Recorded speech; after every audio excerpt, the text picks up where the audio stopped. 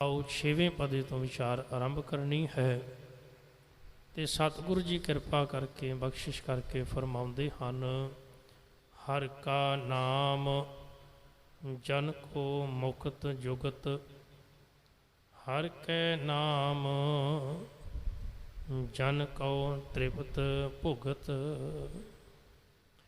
जिहड़ा हरि दा भगत है, हरि दा सेवक है, उनके कोल नाम की दात एक ऐसी बख्शिश है कि वो संसारक पदार्थों वालों मुक्त हो जाता है। मुक्त अते जुगत ये दो शब्द ने। मुक्त का अर्थ है मायक पदार्थों वालों आज़ाद होया मनुख, ते जुगत का अर्थ हुंदा है तरीका ढंग। रब दे प्यारियां कोल एक जुगती हुंदी है कि मायक पदार्थों तो किवें मुक्त होना है।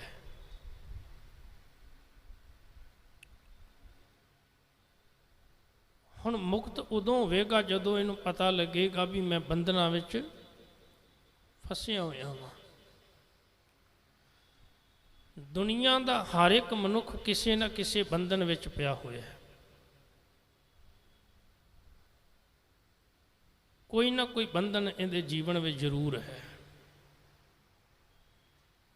और ये भी बड़ी हैरान करने वाली गल है कि मनुख उन्हां बंधनां विचों निकलना भी नहीं चाहता,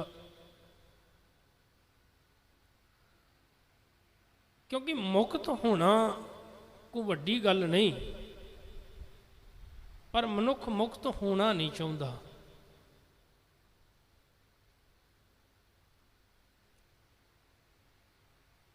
क्योंकि हर एक चीज़ नूं इन्हें फड़िया होया, चीज़ां ने इनू नहीं फड़िया होया, बल्कि इन्हें पदार्थों नूं फड़िया होया।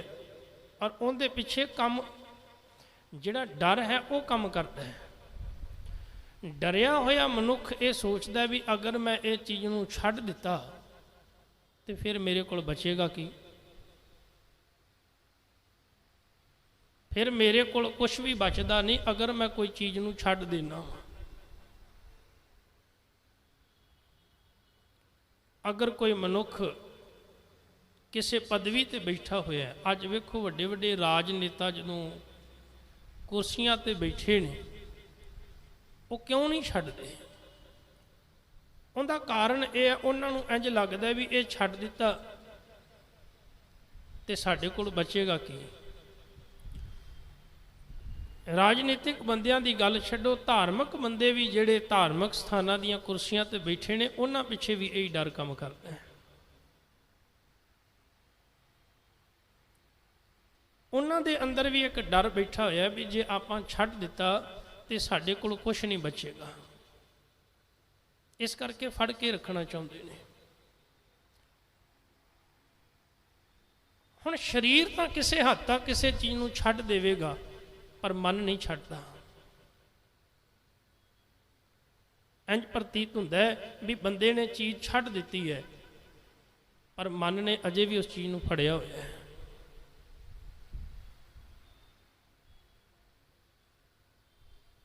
मन करके बंदा त्यागी नहीं होया,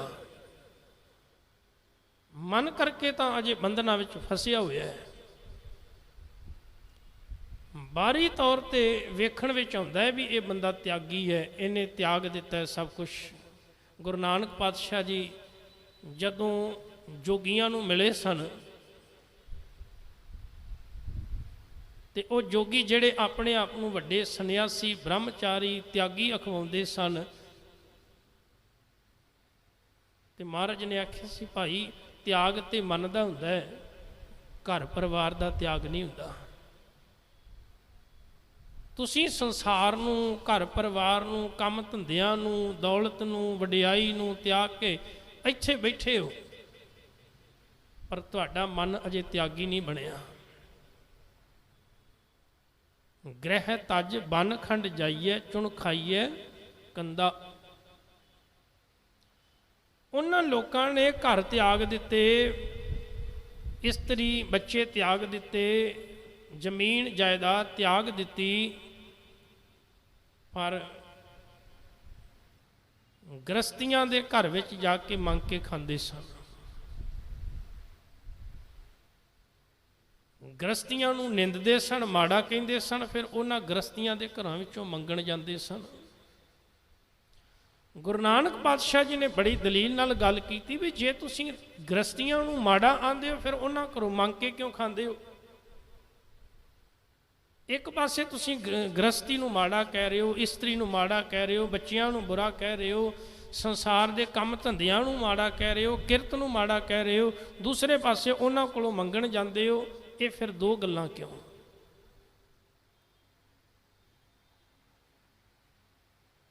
ਸਤਿਗੁਰੂ ਪਾਤਸ਼ਾਹ ਜੀ ਨੇ ਇੱਕ ਜੋਗੀ ਦਾ ਜ਼ਿਕਰ ਕੀਤਾ ਹੈ ਜਿਹਨੂੰ ਭਰਥਰੀ ਕਿਹਾ, ਤੇ ਭਰਥਰੀ ਜੋਗੀ ਬਾਰੇ ਕਈ ਗੱਲਾਂ ਜਿਹੜੀਆਂ ਨੇ ਪ੍ਰਚਲਿਤ ਨੇ।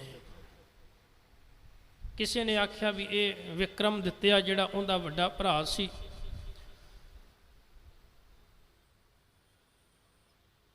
ਪਰ ਹੈ ਇਹ ਰਾਜਾ ਸੀ। ਕਹਿੰਦੇ ਇਹਨੂੰ ਇੱਕ ਲਾਲਸਾ ਉੱਠੀ ਵੀ ਸਾਰਾ ਰਾਜ ਭਾਗ ਤਿਆਗ ਕੇ ਨਾ, ਇਹਨੇ ਆਖਿਆ ਵੀ ਮੈਂ ਸਭ ਕੁਛ ਤਿਆਗ ਕੇ ਤੇ ਮੈਂ ਪਰਮਾਤਮਾ ਦੇ ਰਾਹ ਤੇ ਤੁਰਨਾ ਹੈ, ਭਗਤੀ ਕਰਨੀ ਹੈ। ਇਹਨੇ ਸਾਰਾ ਰਾਜ ਭਾਗ ਆਪਣਾ ਤਿਆਗ ਦਿੱਤਾ, ਕੋਈ ਵੀ ਚੀਜ਼ ਇਹਨੇ ਆਪਣੇ ਕੋਲ ਨਾ ਰੱਖੀ। ਹੈ ਸੀ ਰਾਜਾ, ਸਭ ਕੁਛ ਤਿਆਗ ਦਿੱਤਾ। ਤੇ ਜਦੋਂ ਜਾ ਰਿਹਾ ਸੀ ਨਾ, ਰਸਤੇ ਦੇ ਵਿੱਚ ਇੱਕ ਜੰਗਲ ਦੇ ਵਿੱਚੋਂ ਲੰਘ ਰਿਹਾ ਸੀ, ਰਾਤ ਦਾ ਸਮਾਂ ਸੀ, ਤੇ ਇਹਨੂੰ ਇੱਕ ਚਮਕਦੀ ਹੋਈ ਚੀਜ਼ ਦਿਸੀ। ਉਹ ਕਿਸੇ ਨੇ ਪਾਨ ਖਾ ਕੇ ਨਾ ਥੁੱਕ ਕੇ ਸੁੱਟਿਆ ਹੋਇਆ ਸੀ, ਤੇ ਉਹ ਰਾਤ ਦੇ ਹਨੇਰੇ ਵਿੱਚ ਚਮਕ ਰਿਹਾ ਸੀ।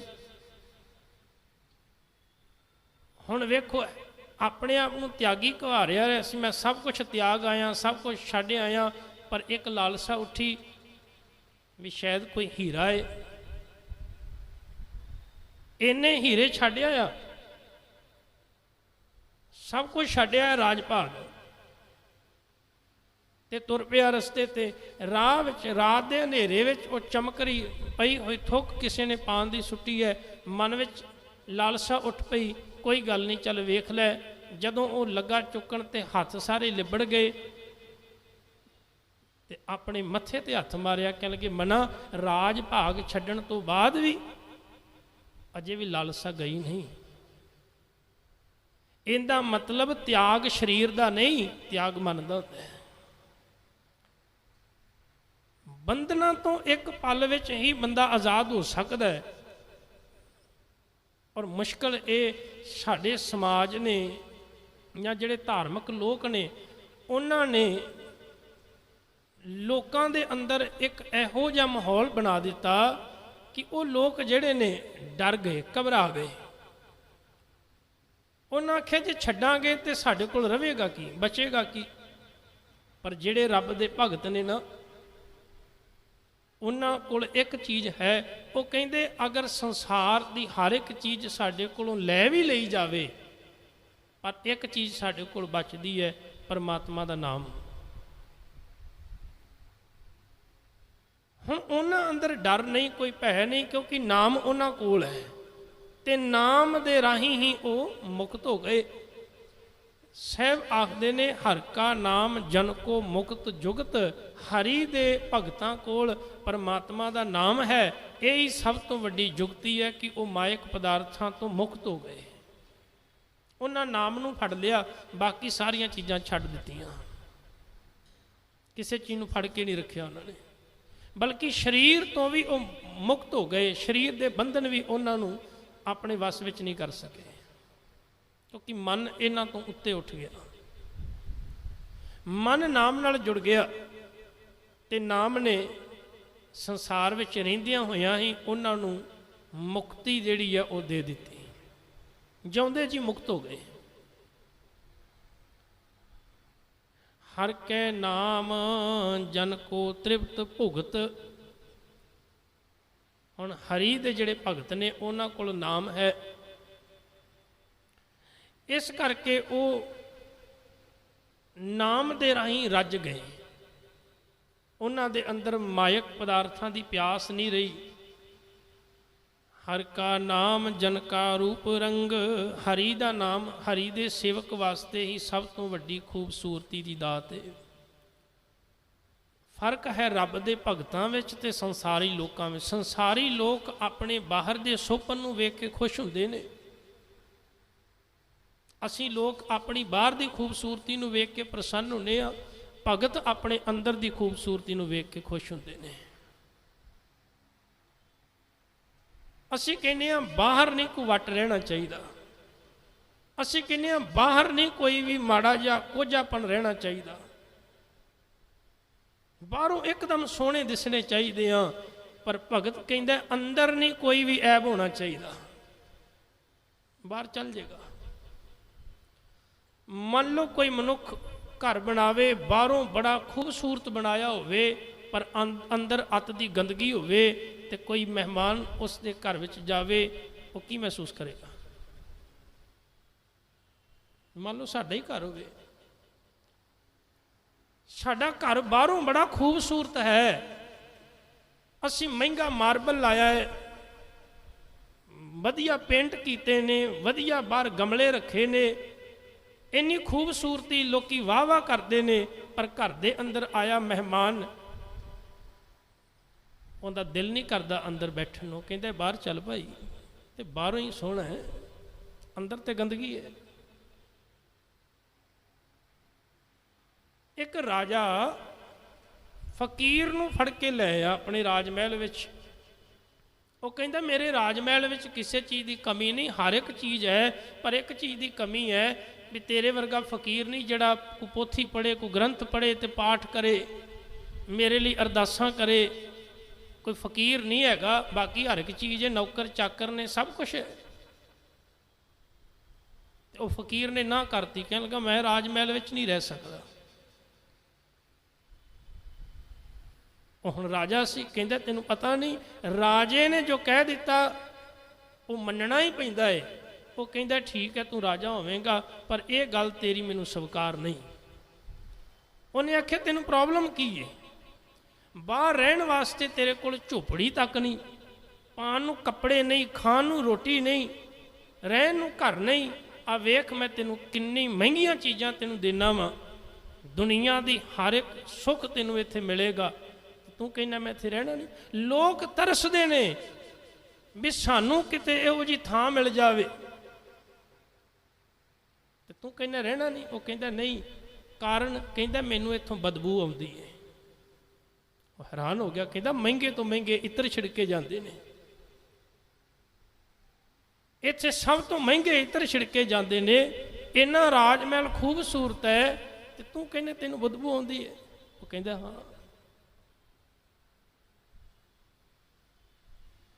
ਹੁਣ ਉਹ ਰਾਜਾ ਗੁੱਸੇ ਵਿੱਚ ਆਇਆ,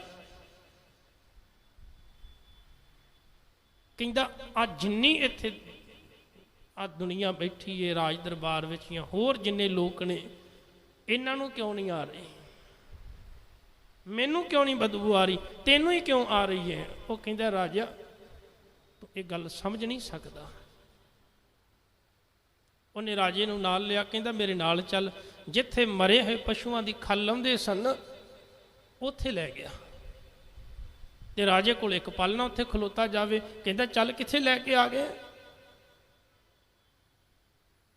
ਕਹਿੰਦੇ ਰਾਜਾ ਕੀ ਗੱਲ? ਰਾਜਾ ਕਹਿੰਦਾ ਮੈਨੂੰ ਇੱਥੇ ਬੜੀ ਬਦਬੂ ਆਉਂਦੀ ਹੈ। ਕਹਿੰਦਾ ਉਹ ਵੇਖ ਜਿਹੜੇ ਮਾਸ ਲਾ ਰਹੇ ਨੇ, ਤੋਂ ਚਮੜਾ ਲਾ ਰਹੇ ਨੇ, ਉਹਨਾਂ ਨੂੰ ਤੇ ਕੋਈ ਬਦਬੂ ਨਹੀਂ ਆ ਰਹੀ। ਉਹ ਤਾਂ ਇੱਥੇ ਕੰਮ ਕਰਦੇ, ਮਰੇ ਪਸ਼ੂ ਲਿਆਉਂਦੇ ਵੀ ਨੇ, ਰੋਜ਼ ਖੱਲ ਲਾਉਂਦੇ ਵੀ ਨੇ, ਉਹਨਾਂ ਨੂੰ ਕੋਈ ਬਦਬੂ ਨਹੀਂ ਆ ਰਹੀ। ਤੇ ਰਾਜਾ ਕਹਿੰਦਾ ਉਹ ਆਦੀ ਹੋ ਗਏ ਨੇ। ਫਕੀਰ ਕਹਿਣ ਲੱਗਾ ਫਿਰ ਤੂੰ ਵੀ ਆਦੀ ਹੋ ਗਿਆ ਰਾਜ ਮਹਿਲ ਵਿੱਚ ਰਹਿ ਰਹਿ ਕੇ, ਤੈਨੂੰ ਵੀ ਆਦਤ ਪੈ ਗਈ। ਹੁਣ ਜਿਸ ਬੰਦੇ ਨੂੰ ਗੰਦਗੀ ਵਿੱਚ ਰਹਿਣ ਦੀ ਆਦਤ ਪੈ ਜਾਵੇ ਤੇ ਸੁਭਾਵਿਕ ਗੱਲ ਹੈ, ਉੱਥੇ ਕੋਈ ਦੂਜਾ ਬੰਦਾ ਆ ਜਾਵੇ ਤੇ ਉਹਨੂੰ ਤਾਂ ਫਿਰ ਗੰਦਗੀ ਤੰਗ ਕਰੇਗੀ ਨਾ। ਰੱਬ ਦੇ ਪਿਆਰਿਆਂ ਨੂੰ ਬਾਹਰ ਵਾਲੀ ਇੰਨੀ ਖੂਬਸੂਰਤੀ ਨਹੀਂ, ਅੰਦਰ ਵਾਲੀ ਜਿਹੜੀ ਖੂਬਸੂਰਤੀ ਉਹ ਮਾਇਨੇ ਰੱਖਦੀ ਹੈ। ਉਹ ਕਹਿੰਦੇ ਅੰਦਰ ਵਾਲੇ ਹਿਰਦੇ ਨੂੰ ਸ਼ਿੰਗਾਰੀਏ। ਰੱਬ ਰੂਪੀ ਪ੍ਰਾਹੁਣਾ ਜਦੋਂ ਕਦੀ ਹਿਰਦੇ ਵਿੱਚ ਆਏਗਾ, ਆ ਕੇ ਆਖੇਗਾ ਵਾਹ, ਬਾਹਰੋਂ ਭਾਵੇਂ ਪਾਟੇ ਕੱਪੜੇ ਨੇ, ਬਾਹਰੋਂ ਕੋਈ ਪੱਗ ਇੰਨੀ ਸੋਹਣੀ ਨਹੀਂ ਬੰਨੀ, ਬਾਹਰੋਂ ਤੂੰ ਭਾਵੇਂ ਇੰਨਾ ਸੋਹਣਾ ਨਹੀਂ, ਮਹਿੰਗੇ ਬ੍ਰਾਂਡ ਵਾਲੇ ਕੱਪੜੇ ਨਾ ਵੀ ਪਾਏ ਹੋਣਗੇ ਚੱਲ ਜਾਏਗਾ, ਪਰ ਤੇਰਾ ਹਿਰਦਾ ਤੇ ਵਾਕਈ ਇੰਨਾ ਸੋਹਣਾ ਹੈ। ਗੁਰੂ ਅਰਜਨ ਸਾਹਿਬ ਮਹਾਰਾਜ ਕਹਿ ਰਹੇ ਨੇ, ਜਿਹੜੇ ਹਰੀ ਦੇ ਜਨ ਹਨ ਉਹਨਾਂ ਵਾਸਤੇ ਨਾਮ ਹੀ ਅਸਲ ਵਿੱਚ ਖੂਬਸੂਰਤੀ ਹੈ। ਹਰ ਕਾ ਨਾਮ ਜਨ ਕਾ ਰੂਪ ਰੰਗ, ਹਰ ਨਾਮ ਜਪਤ ਕਬ ਪਰੇ ਨ ਭੰਗ। ਹਰੀ ਦੇ ਜਨ ਜਿਵੇਂ ਜਿਵੇਂ ਨਾਮ ਜਪਦੇ ਨੇ ਉਹਨਾਂ ਦੇ ਜੀਵਨ ਵਿੱਚ ਕੋਈ ਵਿਘਨ ਨਹੀਂ ਆਉਂਦਾ, ਫਿਰ ਰੁਕਾਵਟਾਂ ਨਹੀਂ ਆਉਂਦੀਆਂ। ਹਰ ਇੱਕ ਰੁਕਾਵਟ ਅਕਾਲ ਪੁਰਖ ਦੂਰ ਕਰ ਦਿੰਦਾ ਹੈ, ਹਰ ਇੱਕ ਵਿਘਨ ਦੂਰ ਕਰ ਦਿੰਦਾ ਹੈ। ਕੋਈ ਰੁਕਾਵਟ ਉਹਨਾਂ ਦੇ ਜੀਵਨ ਵਿੱਚ ਰੱਬ ਨਹੀਂ ਰਹਿਣ ਦਿੰਦਾ। ਹਰ ਕਾ ਨਾਮ ਜਨ ਕੀ ਵਡਿਆਈ, ਪਰਮਾਤਮਾ ਦਾ ਨਾਮ ਹੀ ਹਰੀ ਦੇ ਭਗਤ ਵਾਸਤੇ ਅਸਲ ਇੱਜ਼ਤ ਹੈ, ਵਡਿਆਈ ਹੈ। ਉਹ ਕਹਿੰਦਾ ਰੱਬ ਦੇ ਦਰ ਤੇ ਮਾਣ ਹੋਣਾ ਚਾਹੀਦਾ, ਰੱਬ ਦੇ ਦਰ ਤੇ ਇੱਜ਼ਤ ਹੋਣੀ ਚਾਹੀਦੀ ਹੈ। ਸੰਸਾਰ ਵਿੱਚ ਨਾ ਵੀ ਹੋਏਗੀ ਤੇ ਕੋਈ ਗੱਲ ਨਹੀਂ, ਚਾਰ ਲੋਕ ਨਹੀਂ ਖੁਸ਼ ਤੇ ਕੋਈ ਗੱਲ ਨਹੀਂ, ਪਰ ਰੱਬ ਤੇ ਖੁਸ਼ ਹੈ ਨਾ। ਜਿੱਦਣ ਗੁਰੂ ਦੀਆਂ ਅੱਖਾਂ ਵਿੱਚ ਅੱਖਾਂ ਪਾ ਕੇ ਵੇਖਣ ਦੀ ਸਾਡੇ ਵਿੱਚ ਸਮਰੱਥਾ ਆ ਗਈ ਨਾ, ਸਮਝ ਲੈਣਾ ਉਦਣ ਸਾਨੂੰ ਦੁਨੀਆ ਨੂੰ ਇਹ ਸਬੂਤ ਦੇਣ ਦੀ ਲੋੜ ਨਹੀਂ ਵੀ ਅਸੀਂ ਚੰਗੇ ਆ ਕਿ ਮਾੜੇ ਆ। ਮਹਾਰਾਜ ਕਹਿ ਰਹੇ ਨੇ ਰੱਬ ਦੇ ਭਗਤ ਰੱਬ ਦੇ ਦਰ ਤੇ ਇੱਜ਼ਤ ਬਣਾ ਕੇ ਰੱਖਦੇ ਨੇ। ਉਹ ਇਹੋ ਜਿਹੇ ਕੰਮ ਨਹੀਂ ਕਰਦੇ ਜਿਹਦੇ ਨਾਲ ਉਹਨਾਂ ਦੀ ਇੱਜ਼ਤ ਚਲੀ ਜਾਵੇ। ਔਰ ਅਸੀਂ ਸਮਾਜਿਕ ਲੋਕ ਬਹੁਤੇ ਕੰਮ ਉਹ ਕਰਦੇ ਹਾਂ ਕਿਉਂਕਿ ਸਾਨੂੰ ਸਮਾਜਿਕ ਲੋਕਾਂ ਦਾ ਡਰ ਹੁੰਦਾ ਹੈ। ਅਸੀਂ ਕਹਿੰਦੇ ਹਾਂ ਚਾਚੇ ਕੀ ਕਹਿਣਗੇ, ਤਾਏ ਕੀ ਕਹਿਣਗੇ, ਮਾਮੇ ਕੀ ਕਹਿਣਗੇ, ਭਰਾ ਕੀ ਕਹਿਣਗੇ, ਦੋਸਤ ਮਿੱਤਰ ਕੀ ਕਹਿਣਗੇ, ਸਾਨੂੰ ਇਹ ਡਰ ਹੁੰਦਾ ਹੈ। ਇਸ ਕਰਕੇ ਅਸੀਂ ਉਹ ਵੀ ਕੰਮ ਕਈ ਵਾਰੀ ਕਰ ਜਾਂਦੇ ਹਾਂ ਜਿਹੜੇ ਨਹੀਂ ਵੀ ਕਰਨੇ ਹੁੰਦੇ, ਸਿਰਫ ਸਮਾਜ ਦੇ ਵਿੱਚ ਇੱਜ਼ਤ ਬਣਾਉਣ ਵਾਸਤੇ, ਭਾਵੇਂ ਕੰਮ ਗਲਤੀ ਹੋਵੇ। ਪਰ ਜਿਹੜੇ ਰੱਬ ਦੇ ਪਿਆਰੇ ਨੇ ਉਹ ਬਿਲਕੁਲ ਉਹ ਕੰਮ ਨਹੀਂ ਕਰਦੇ ਜਿਹੜੇ ਰੱਬ ਨੂੰ ਚੰਗੇ ਨਹੀਂ ਲੱਗਦੇ। ਇਸ ਕਰਕੇ ਬਾਬਾ ਫਰੀਦ ਜੀ ਨੇ ਆਖਿਆ, ਫਰੀਦਾ ਜਿੰਨੀ ਕਮੀ ਨਾਹੇ ਗੁਣ ਤੇ ਕਮੜੇ ਵਿਸਾਰ, ਮਤ ਸ਼ਰਮਿੰਦਾ ਥੀਵਈ ਸਾਈਂ ਦੇ ਦਰਬਾਰ। ਉਹ ਕੰਮ ਨਾ ਕਰੀ ਕਿ ਰੱਬ ਦੇ ਦਰ ਤੇ ਤੈਨੂੰ ਸ਼ਰਮਿੰਦਾ ਹੋਣਾ ਪਵੇ। ਤੂੰ ਆਖੇ ਮੈਂ ਤੇ ਆਪਣੇ ਮਿੱਤਰਾਂ ਦੀ, ਆਪਣੇ ਦੋਸਤਾਂ ਦੀ ਜਾਂ ਆਪਣੇ ਰਿਸ਼ਤੇਦਾਰਾਂ ਦੀ ਉਹਨਾਂ ਵਿੱਚ ਵਡਿਆਈ ਬਣਾ ਕੇ ਰੱਖਣੀ ਸੀ, ਆਪਣੀ ਇੱਜ਼ਤ ਬਣਾ ਕੇ ਰੱਖਣੀ ਸੀ, ਤਾਂ ਮੈਂ ਕੀਤਾ। ਰੱਬ ਨੇ ਕਹਿਣਾ ਨਹੀਂ ਪਿਆਰਿਆ, ਉਹਨਾਂ ਲੋਕਾਂ ਨੇ ਤੇਰੀ ਗਵਾਹੀ ਨਹੀਂ ਦੇਣੀ, ਉਹਨਾਂ ਨੇ ਸਾਥ ਨਹੀਂ ਦੇਣਾ, ਪਰ ਪ੍ਰਮਾਤਮਾ ਦਾ ਨਾਮ ਸਾਥ ਦੇਵੇਗਾ। ਤਾਂ ਹੀ ਸਾਹਿਬ ਆਖਦੇ ਨੇ ਪ੍ਰਾਣੀ ਇੱਕੋ ਨਾਮ ਧਿਆਓ, ਆਪਣੀ ਪਤ ਛੇਤੀ ਘਰ ਜਾਓ। ਇੱਜ਼ਤ ਨਾਲ ਜਾਓ, ਸਤਿਕਾਰ ਨਾਲ ਜਾਓ, ਮਾਣ ਨਾਲ ਜਾਓ। ਮਾਣ ਹੋਵੇਗਾ ਜਦੋਂ ਤੂੰ ਰੱਬ ਦੇ ਦਰ ਤੇ ਖਲੋਤਾ ਹੋਇਆ ਇਹ ਕਹੇਂਗਾ, ਪਰਮੇਸ਼ਰ ਜੀਓ ਮੈਂ ਤੁਹਾਡੇ ਕਹੇ ਮੁਤਾਬਕ ਜੀਵਨ ਗੁਜ਼ਾਰਿਆ ਸੀ, ਮੈਂ ਲੋਕਾਂ ਦੇ ਕਹੇ ਮੁਤਾਬਕ ਨਹੀਂ, ਜੋ ਤੁਸੀਂ ਮੈਨੂੰ ਕਿਹਾ ਸੀ ਮੈਂ ਉਸ ਮੁਤਾਬਕ ਜ਼ਿੰਦਗੀ ਬਤੀਤ ਕੀਤੀ ਹੈ।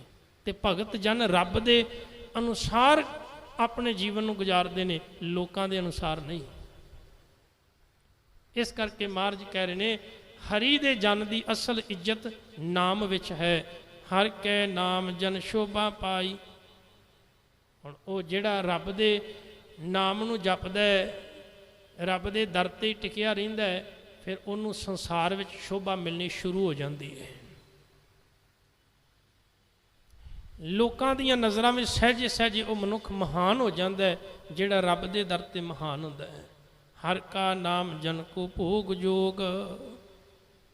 ਗ੍ਰਸਤੀ ਵਾਸਤੇ ਸੰਸਾਰਿਕ ਪਦਾਰਥਾਂ ਦਾ ਭੋਗ ਭੋਗਣਾ ਤੇ ਤਿਆਗੀ ਵਾਸਤੇ ਯੋਗ ਸਾਧਨਾ ਸਭ ਤੋਂ ਉੱਤਮ ਹੈ। ਪਰ ਪਰਮਾਤਮਾ ਦੇ ਭਗਤ ਵਾਸਤੇ ਨਾਮ ਹੀ ਯੋਗ ਹੈ ਤੇ ਨਾਮ ਹੀ ਭੋਗ ਹੈ। ਹਰ ਨਾਮ ਜਪਤ ਕਛ ਨਾਹਿ ਬਿਯੋਗ। ਨਾਮ ਜਪਦਿਆਂ ਜਪਦਿਆਂ ਭਗਤ ਦਾ ਜੀਵਨ ਇੰਨਾ ਮਹਾਨ ਹੋ ਜਾਂਦਾ ਹੈ, ਉਹਦੇ ਜੀਵਨ ਵਿੱਚ ਕੋਈ ਦੁੱਖ ਕਲੇਸ਼ ਝਗੜਾ ਨਹੀਂ ਰਹਿੰਦਾ। हर एक झगड़े कलेश मुक जाते हैं। जन राता हर नाम की सेवा, हरि दा भगत परमात्मा दे सिमरन में जुड़ के सेवा में जुड़ के लीन होया रहिंदा है। वो केवल एक अकाल पुरख की भगती में जुड़ता है। नानक पूजै हर हर देवा, हे नानक हरि दा सेवक केवल उस प्रकाशवान प्रभु नूं ही सिमरदा है, केवल उनकी ही आराधना करता है, उनके चरनां नाल जुड़दा है। हर हर जन कै माल खजीना, हरि दे भगत वास्ते परमात्मा का नाम ही सब तो वड्डा खजाना है। बाकी खजाने उनके वास्ते कोई कीमत नहीं रखते, पर नाम का खजाना उनके वास्ते सब तो उत्तम है। हर तन जन को आप प्रभ दीना, वो खजाना दिता किनू? भगत ने। भगत नूं खजाना किने दिता? रब ने। अकाल पुरख ने वो नाम रूपी खजाना जिहड़ा दिता है, ते वो खजाने विच कदी तोट नहीं आउंदी, कोई कमी नहीं पैंदी। उस खजाने करके ही भगत की कीमत पैंदी है। गुरु अर्जन साहब जी ने जदों भगतां की वडियाई कीती ते एक बचन कीता। साहब आखदे ने, गोबिंद गोबिंद गोबिंद संग नाम दियो मन लीना, आठ दाम को छिपरो होयो लखीना। जिन्हों लोग अद्धी कौडी का कहिंदे सन छींबा नाई, या कपड़े रंगण वाला नामदेव, भी तेरी कीमत कोई नहीं। जिदन नाम का खजाना मिलिया, उदन नामदेव नूं दुनिया नमस्कारां करन लग गई सी। हुण हो सकदा दुनिया का खजाना जिन्ना चिर बंदे कोल होवे लोग उन्ना चिर सलूट मारते हैं, नमस्कार करते हैं। जिदन खजाना ना रवे लोग बात भी नहीं पुछते। पर जिहड़ा भगत है उहदे कोल नाम का खजाना है, तो नाम का खजाना कदी मुकदा नहीं। उहदे विच कदी भी तोटा नहीं आउंदा, कदी भी लॉस नहीं हुंदा, बल्कि प्रॉफिट ही हुंदा है। एक नाम का खजाना ऐसा है जिंदे विच वाधा हुंदा है। इस करके भगत जन नाम का खजाना अपने जीवन में वरतते हैं, तो रब उन्होंने वो खजाना दिंदा है। हर हर जन कै ओट सताणी, सताणी का अर्थ होंदा तकड़ी ताकत वाली। हरि दे भगत परमात्मा का ओट आसरा लेंदे ने, क्योंकि सब तो ज़्यादा ताकतवर परमात्मा के ओट आसरे विच है। बाकी आसरे समा पा के साथ छड्ड देंदे ने, किन्ने भी ताकतवर क्यों ना होण, पर जिहड़ा परमात्मा है वो कदी भी सहारा साथ नहीं छड्डदा। हर प्रताप जन अवर न जानी, भगत जन जिहड़े ने वो कहंदे ने रब वर्गी ताकत होर किसे विच नहीं। इस करके रब दा ही सहारा लेना चाहिए। ओत पोत जन हर सिराते, जिवें धागे विच धागा फस के कपड़ा बनता है ना, एक कपड़ा तैयार हुंदा है, इस तरह भगत जन जिहड़े हन परमात्मा की भगती विच अपने मन नूं लीन कर लेंदे हन, ते उन्हां दा एक नवां जीवन जिहड़ा बनता है, जिहड़ा कदी भी खत्म नहीं हुंदा, जिहड़ा नाश नहीं हुंदा, मिटदा नहीं। भगत जन जिहड़े ने वो परमात्मा दे नाम रस विच लीन होए रहिंदे ने। सुन समाद नाम रस माते, ते वो सुन समाद अवस्था विच उन्हां दा मन टिक जांदा है, उत्थे बुरे ख्याल नहीं आउंदे। कई सज्जन कहिंदे ने भी सानू बुरे ख्याल बड़े आउंदे ने, भैड़े ख्याल बड़े आउंदे ने, की करिए। गुरु साहब आखदे ने नाम नाल जुड़, तेरे ख्याल भी बदल जाणगे, तेरे विचार भी बदल जाणगे, तेरी सोच भी बदल जाएगी। जदों नाम नाल जुड़ांगे फिर जीवन ही बदल जाता है। तो भगत जन जिहड़े हन वो सुन समाध विच टिके रहिंदे ने। इस करके उन्हां अंदर कोई भैड़ा ख्याल पैदा नहीं हुंदा। आठ पहर जन हर हर जपै, भगत जन अठे पहर परमात्मा के गुण गाउंदे ने। अठे पहर हर वेले वो मालिक के चरनां नाल जुड़े रहिंदे ने, खांदियां बहिंदियां उठदियां सौंदियां हर वेले हर घड़ी वो रब नूं विसारदे नहीं, हर वेले रब नाल जुड़े रहिंदे ने। हर का भगत प्रगट नहीं छपै, यही कारण है कि हरि का भगत फिर संसार में प्रसिद्ध हो जाता है, वो छुपिया नहीं रह सकता। ਮਾੜੇ ਮਨੁੱਖ ਦੀ ਅੰਦਰ ਦੀ ਬਿਰਤੀ ਜਿਹੜੀ ਹੈ ਉਹ ਵੀ ਇੱਕ ਦਿਨ ਪ੍ਰਗਟ ਹੋ ਜਾਂਦੀ ਹੈ, ਚੰਗੇ ਦੀ ਵੀ ਪ੍ਰਗਟ ਹੋ ਜਾਂਦੀ ਹੈ। ਸੁਭਾਅ ਕਦੀ ਬੰਦੇ ਦਾ ਛੁਪਿਆ ਨਹੀਂ ਰਹਿ ਸਕਦਾ। ਕੋਈ ਬੰਦਾ ਜਿੰਨਾ ਮਰਜ਼ੀ ਬਨਾਵਟੀ ਹੋਵੇ, ਦਿਖਾਵਾ ਕਰੇ, ਪਰ ਇੱਕ ਦਿਨ ਅਸਲੀਅਤ ਪ੍ਰਗਟ ਹੋ ਹੀ ਜਾਂਦੀ ਹੈ, ਜਗ ਜ਼ਾਹਰ ਹੋ ਹੀ ਜਾਂਦੀ ਹੈ। ਇਸ ਕਰਕੇ ਭਗਤ ਆਪਣੀ ਪਰਮੇਸ਼ਰ ਨਾਲ ਜੁੜਿਆ ਭਗਤੀ ਕਰਦਾ, ਇੱਕ ਦਿਨ ਸੰਸਾਰ ਵਿੱਚ ਪ੍ਰਗਟ ਹੋ ਜਾਂਦਾ। ਹਰ ਕੀ ਭਗਤ ਮੁਕਤ ਬਹੁ ਕਰੇ। ਹਰੀ ਦੀ ਜਿਹੜੀ ਭਗਤੀ ਹੈ ਉਹ ਭਗਤ ਨੂੰ ਮੁਕਤ ਕਰ ਦਿੰਦੀ ਸੰਸਾਰਕ ਪਦਾਰਥਾਂ ਵੱਲੋਂ। ਬਲਕਿ ਭਗਤ ਨੂੰ ਹੀ ਨਹੀਂ, ਜਿਹੜਾ ਜਿਹੜਾ ਭਗਤੀ ਕਰਦਾ, ਜਿਹੜਾ ਜਿਹੜਾ ਨਾਮ ਜਪਦਾ, ਫਿਰ ਉਹ ਵੀ ਬੰਧਨਾਂ ਵਿੱਚੋਂ ਆਜ਼ਾਦ ਹੋ ਜਾਂਦਾ ਹੈ। ਨਾਨਕ ਜਨ ਸੰਕੇ ਤੇ ਤਰੇ। ਇਹ ਨਾਨਕ ਇੰਜ ਕਹਿ ਵੀ ਪਤਾ ਨਹੀਂ ਕਿੰਨੇ ਕੁ ਨਾਮ ਜਪਣ ਵਾਲੇ ਉਹ ਤਰ ਗਏ। ਜਿਨ੍ਹਾਂ ਜਿਨ੍ਹਾਂ ਨੇ ਨਾਮ ਜਪਿਆ ਉਹ ਇਸ ਸੰਸਾਰ ਤੋਂ ਤਰ ਗਏ। ਨਾਮ ਜਪਣ ਵਾਲਿਆਂ ਦੀ ਜਿਨ੍ਹਾਂ ਨੇ ਸੰਗਤ ਕਰ ਲਈ ਉਹ ਵੀ ਤਰ ਗਏ। ਕੇਵਲ ਨਾਮ ਜਪਣ ਵਾਲੇ ਹੀ ਨਹੀਂ, ਜਿਹੜੇ ਹੋਰ ਕੋਈ ਉਹਨਾਂ ਦੀ ਸੰਗਤ ਕਰ ਲੈਂਦੇ ਨੇ ਉਹਨਾਂ ਦਾ ਜੀਵਨ ਵੀ ਸਫਲਾ ਹੋ ਜਾਂਦਾ ਹੈ।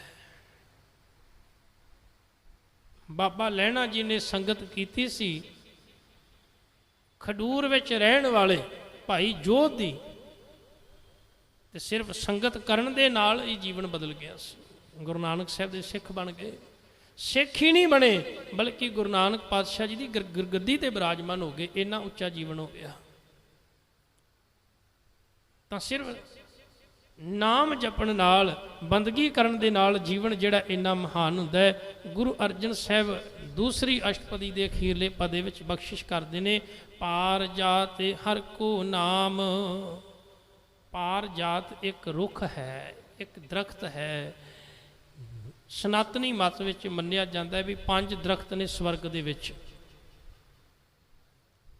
ਤੇ ਇਹ ਪਾਰ ਜਾਤ ਰੁੱਖ ਜਿਹੜਾ ਹੈ ਬੰਦੇ ਦੀ ਮਨੋਕਾਮਨਾ ਪੂਰੀ ਕਰਦਾ ਹੈ। ਤੇ ਗੁਰੂ ਅਰਜਨ ਸਾਹਿਬ ਆਖਦੇ ਨੇ ਸਾਡੇ ਵਾਸਤੇ ਨਾਮ ਹੀ ਪਾਰ ਜਾਤ ਹੈ। ਜੇ ਤੂੰ ਨਾਮ ਨਾਲ ਜੁੜ ਜਾਵੇਂ ਤੇ ਤੈਨੂੰ ਕਿਸੇ ਪਾਰ ਜਾਤ ਰੁੱਖ ਅੱਗੇ ਅਰਜ਼ੋਈਆਂ ਕਰਨ ਦੀ ਲੋੜ ਨਹੀਂ, ਬੇਨਤੀਆਂ ਕਰਨ ਦੀ ਲੋੜ ਨਹੀਂ। ਨਾਮ ਦੇ ਨਾਲ ਹੀ ਤੇਰੀ ਹਰ ਇੱਕ ਖਾਹਿਸ਼ ਪੂਰੀ ਹੋ ਜਾਵੇਗੀ।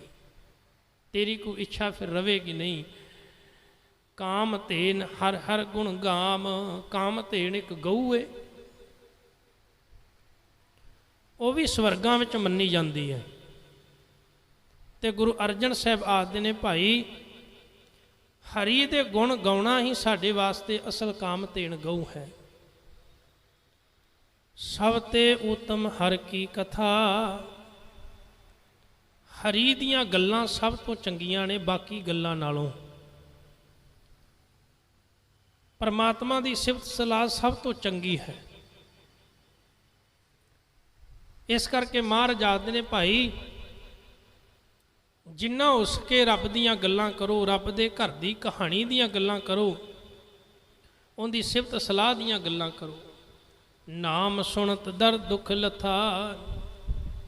ਫਿਰ ਜਿਹੜਾ ਰੱਬ ਦੀਆਂ ਗੱਲਾਂ ਕਰਦਾ ਹੈ ਨਾ, ਨਾਮ ਜਪਦਾ ਹੈ, ਰੱਬੀ ਗੁਣਾਂ ਨੂੰ ਗਾਉਂਦਾ ਹੈ, ਸੁਣਦਾ ਹੈ, ਫਿਰ ਉਹਦੇ ਅੰਦਰ ਦੇ ਦੁੱਖ ਮਿਟ ਜਾਂਦੇ ਹਨ।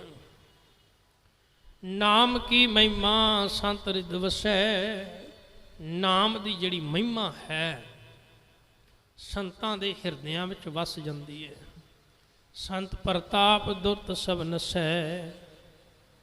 ਫਿਰ ਉਹ ਸੰਤ ਦੇ ਪ੍ਰਤਾਪ ਦੇ ਨਾਲ, ਸੰਤ ਜਨਾਂ ਦੇ ਪ੍ਰਤਾਪ ਦੇ ਨਾਲ ਜਿੰਨੇ ਵੀ ਭੈੜੇ ਪਾਪ ਨੇ ਉਹ ਸਾਰੇ ਦੇ ਸਾਰੇ ਨਸ ਜਾਂਦੇ ਹਨ, ਦੂਰ ਹੋ ਜਾਂਦੇ ਹਨ। ਇੱਕ ਵੀ ਪਾਪ ਜੀਵਨ ਵਿੱਚ ਨਹੀਂ ਰਹਿੰਦਾ। ਸੰਤ ਕਾ ਸੰਗਵਡ ਭਾਗੀ ਪਾਈਐ। ਨਾਮ ਜਪਣ ਵਾਲੇ ਸੰਤਾਂ ਦੀ ਸੰਗਤ ਭਾਗਾਂ ਨਾਲ ਮਿਲਦੀ ਹੈ। ਹੁਣ ਅਸੀਂ ਨਜ਼ਰ ਮਾਰੀਏ ਤੇ ਸੰਤਾਂ ਦੀ ਕੋਈ ਕਮੀ ਨਹੀਂ ਸਾਡੇ ਸਮਾਜ ਦੇ ਵਿੱਚ। ਤੋਂ ਹਰ ਗਲੀ ਵਿੱਚ 2-4 ਸੰਤ ਮਿਲ ਜਾਣਗੇ। ਵੇਖਿਆ ਕੋਈ ਸੰਤਾਂ ਦੀ ਕਮੀ ਹੈ? ਪੰਜਾਬ ਦੇ ਵਿੱਚ ਹਜ਼ਾਰਾਂ ਡੇਰੇ ਨੇ ਸੰਤਾਂ ਦੇ। ਹਰ ਪਿੰਡ ਵਿੱਚ ਕੋਈ ਨਾ ਕੋਈ 2-4 ਸੰਤ ਨੇ। ਤੇ ਕਬੀਰ ਸਾਹਿਬ ਦੇ ਆਖਦੇ ਨੇ ਵੀ ਇੱਕ ਸੰਤ ਹੋਵੇ ਤੇ ਸਾਰੀ ਨਗਰੀ ਦਾ ਭਲਾ ਹੋ ਜਾਂਦਾ ਹੈ। ਪਰ ਇੱਥੇ 4-4 ਸੰਤ ਬੈਠੇ ਨੇ ਤੇ ਤਾਂ ਵੀ ਨਗਰੀਆਂ ਉਜੜਨ ਦੀਆਂ ਨੇ। ਇਹਦਾ ਮਤਲਬ ਸੰਤ ਨਹੀਂ। ਫਿਰ ਨਕਲੀ ਸੰਤ ਨੇ। ਕਬੀਰ ਸਾਹਿਬ ਨੇ ਉਹਨਾਂ ਸੰਤਾਂ ਦਾ ਵੀ ਜ਼ਿਕਰ ਕੀਤਾ ਹੈ, ਗੱਲੀ ਜਿਨ੍ਹਾਂ ਜਪ ਮਾਲੀਆਂ ਲੋਟੇ ਹੱਥ ਨੇ ਬਾਗੋ ਹਰ ਕੇ ਸੰਤ ਨਾ ਆ ਕੀ ਹੈ ਬਾ ਨਾਰਸ ਕੇ ਠੱਗ। ਸੰਤ ਇੱਕ ਹੁੰਦਾ ਹੈ ਜਿਹੜਾ ਸਾਰੀ ਮਨੁੱਖਤਾ ਦਾ ਭਲਾ ਕਰਦਾ ਹੈ, ਇਹ ਉਹ ਸੰਤ ਨੇ ਸਾਰੀ ਲੁਕਾਈ ਨੂੰ ਲੁੱਟ ਕੇ ਖਾ ਗਏ ਨੇ। ਔਰ ਇਹ ਸੰਤਾਂ ਦੇ ਉੱਤੇ ਫਿਰ ਜਦੋਂ ਚਾਰਜ ਸ਼ੀਟਾਂ ਹੁੰਦੀਆਂ ਨੇ ਨਾ, ਐਨ ਕਰੋੜਾਂ ਰੁਪਈਏ ਲੋਕਾਂ ਦੀਆਂ ਜ਼ਮੀਨਾਂ ਜ਼ਬਤ ਕੀਤੀਆਂ। ਤੇ ਕਈ ਸੰਤ ਐਸੇ ਜਿਨ੍ਹਾਂ ਦੀਆਂ ਜਿਹੜੇ ਘਰ ਜਿੱਥੇ ਕਮਰਿਆਂ 'ਚ ਰਹਿੰਦੇ ਸਨ ਉਹ ਸੋਨੇ ਦੇ। ਸੰਤ ਨੂੰ ਸੋਨੇ ਦੀ ਕੀ ਲੋੜ ਹੈ ਭਾਈ? ਸੰਤ ਤਾਂ ਦੂਜੇ ਦੇ ਜੀਵਨ ਦਾ ਭਲਾ ਕਰਦਾ ਹੈ, ਪਰ ਇਹ ਸੰਤ ਉਹ ਨੇ ਜਿਹੜਾ ਦੂਜਿਆਂ ਦਾ ਨੁਕਸਾਨ ਕਰਕੇ ਆਪਣਾ ਭਲਾ ਕਰਦੇ ਨੇ। ਸੰਤ ਤਾਂ ਉਹ ਜਿਹੜਾ ਸਮਾਜ ਦਾ ਭਲਾ ਕਰੇ, ਲੋਕਾਂ ਦਾ ਚੰਗਾ ਕਰੇ, ਆਪਣਾ ਉਜਾੜ ਕੇ ਕਿਸੇ ਦਾ ਘਰ ਵਸਾਵੇ। ਇਹ ਉਹ ਨੇ ਲੋਕਾਂ ਦੇ ਘਰ ਉਜਾੜ ਕੇ ਆਪਣਾ ਵਸਾਉਂਦੇ ਨੇ, ਉਹ ਕਹਿੰਦੇ ਜੀ ਸੰਤ ਆ।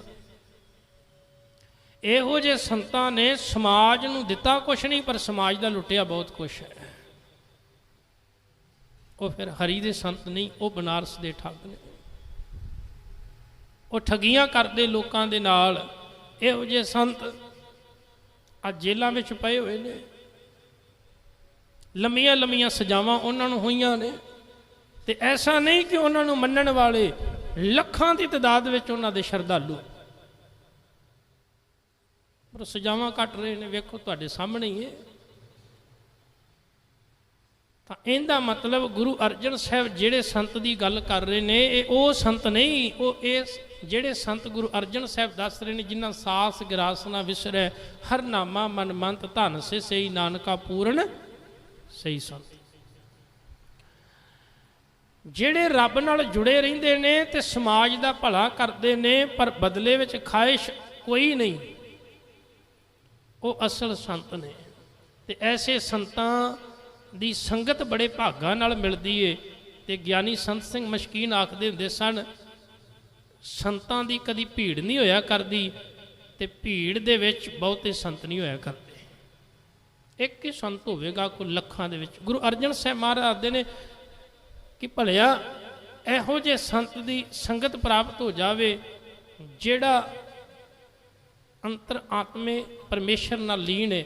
ਇੱਕ ਪੂਰੀ ਅਸ਼ਟਪਦੀ ਮਹਾਰਾਜ ਨੇ ਸੰਤਾਂ ਦੀ ਉਸਤਤ ਵਿੱਚ ਅੱਗੇ ਉਚਾਰਨ ਕੀਤੀ ਹੈ। 13ਵੀਂ ਅਸ਼ਟਪਦੀ ਉਹ ਆਪਾਂ ਜ਼ਿਕਰ ਕਰਾਂਗੇ ਅੱਗੇ ਜਦੋਂ ਆਵੇਗਾ। ਤਾਂ ਮਹਾਰਾਜ ਕਹਿ ਰਹੇ ਨੇ, ਸੰਤ ਕਾ ਸੰਗ ਵਡ ਭਾਗੀ ਪਾਈ ਹੈ, ਸੰਤ ਕੀ ਸੇਵਾ ਨਾਮ ਤੇ ਆਈ ਹੈ। ਜਦੋਂ ਤੁਸੀਂ ਸੰਤ ਦੀ ਸੰਗਤ ਕਰੋਗੇ, ਉਹਨੇ ਇੱਕੋ ਚੀਜ਼ ਕਹਿਣਾ, ਭਾਈ ਨਾਮ ਜਪ, ਸੇਵਾ ਕਰ, ਸਿਮਰਨ ਕਰ। ਨਾਮ ਤੁਲ ਕਛ ਅਵਰ ਨਾ ਹੋਏ। ਨਾਮ ਦੇ ਬਰਾਬਰ ਹੋਰ ਕੋਈ ਚੀਜ਼ ਨਹੀਂ ਹੈ। ਨਾਮ ਸਾਰਿਆਂ ਤੋਂ ਵੱਡੀ ਚੀਜ਼ ਹੈ। ਨਾਨਕ ਗੁਰਮੁਖ ਨਾਮ ਪਾਵੈ ਜਨ ਕੋਏ। ਹੇ ਨਾਨਕ, ਗੁਰੂ ਦੇ ਰਾਹੀਂ ਕੋਈ ਵਿਰਲਾ ਹੀ ਨਾਮ ਦੀ ਪ੍ਰਾਪਤੀ ਕਰਦਾ ਹੈ, ਬਾਕੀ ਤੇ ਸਾਰੇ ਸੰਸਾਰ ਦੇ ਪਦਾਰਥਾਂ ਦੀ ਪ੍ਰਾਪਤੀ ਵਾਸਤੇ ਆਉਂਦੇ ਨੇ। ਸੋ ਗੁਰੂ ਅਰਜਨ ਸਾਹਿਬ ਪਾਤਸ਼ਾਹ ਜੀ ਨੇ ਇਸ ਪਾਵਨ ਅਸ਼ਟਪਦੀ ਵਿੱਚ ਨਾਮ ਦੀ ਮਹਿਮਾ ਦੱਸੀ ਹੈ। ਅਸੀਂ ਵੀ ਨਾਮ ਜਪ ਕੇ ਰੱਬੀ ਗੁਣ ਗਾ ਕੇ ਆਪਣਾ ਜੀਵਨ ਸਫਲਾ ਕਰ ਸਕੀਏ। ਸਾਰੀਆਂ ਸੰਗਤਾਂ ਧੰਨਵਾਦ। ਹੋਈਆਂ ਭੁੱਲਾਂ ਚੁੱਕਾਂ ਦੀ ਖਿਮਾ। ਵਾਹਿਗੁਰੂ ਜੀ ਕਾ ਖਾਲਸਾ, ਵਾਹਿਗੁਰੂ ਜੀ ਕੀ ਫਤਿਹ।